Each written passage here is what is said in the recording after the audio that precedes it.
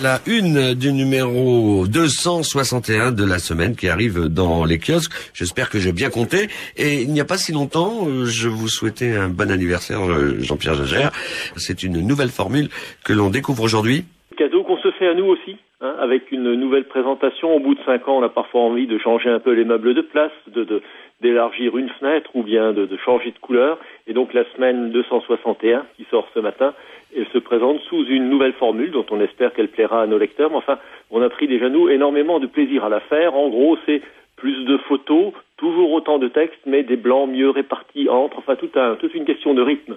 Alors bien sûr, cette semaine, je veux dire, on ne pouvait pas couper à l'actualité des élections régionales, même s'il y a eu assez peu de votants dimanche dernier. C'est quand même très très important ce qui se passe par rapport aux enjeux de notre région. Et donc le cahier central de ce nouveau journal est composé de 8 pages spéciales élections générales avec les questions qu'on se pose sur, je vais dire, la quasi-certitude de l'élection de Jean-Pierre Masseret, mais aussi sur les chances encore de Laurent Hénart. Alors à la une, c'est Masseret est-il vraiment dans un fauteuil? Donc les questions qui se posent après le grand succès de ce premier tour pour les socialistes, mais on a aussi titré sur ce SMS qui aligne 7 matchs de suite sans défaite, et aussi sur les choses dont on parle un peu moins, c'est les vraies questions de fond qui se posent par rapport au dossier de Esch-Belleval, ou plus précisément d'Alzette-Belleval, puisque lundi dernier, le patron préfigurateur de cette opération d'intérêt national a fait le point là-dessus, et c'est, me semble-t-il, intéressant. Vous vous intéressez également à l'actualité thionvilloise ?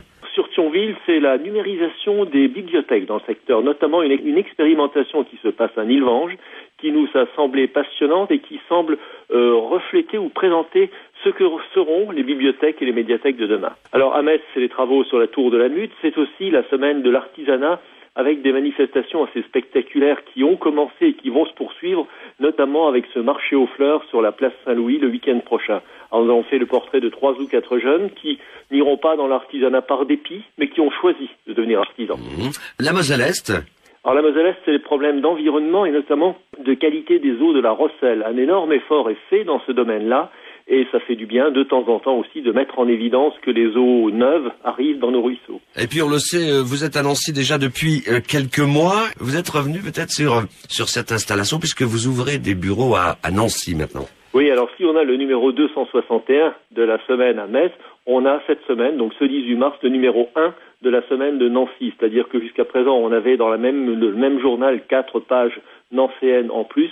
Là, on a reconstruit un journal autour de l'actualité nancéenne avec 16 pages sur Nancy et ensuite le tronc commun des 30 pages qu'on dit fixes, les pages régions, les pages sortir, qui sont donc communes aux 2 journaux. Et donc aujourd'hui, c'est notre naissance à Nancy avec ce numéro 1 et un titre qui est un peu différent de celui de la semaine de Metz, puisqu'on parle du syndrome de la place Stan.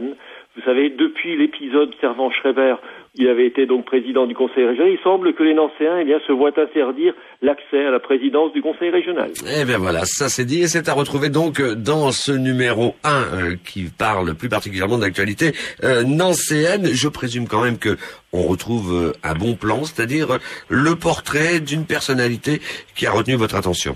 Oui, alors le bon plan, on le retrouve et dans les 2 éditions. Il change de place simplement, il est en avant-dernière page, une page qu'on voit bien mais qu'on ne trouve pas forcément tout de suite si on le cherche en page 5 ou 7.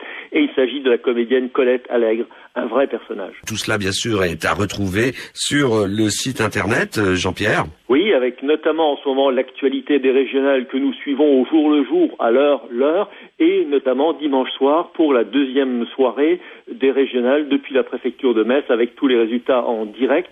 Puisque la semaine dernière, nous avons eu 3000 visiteurs sur notre site en quelques heures à ce moment-là.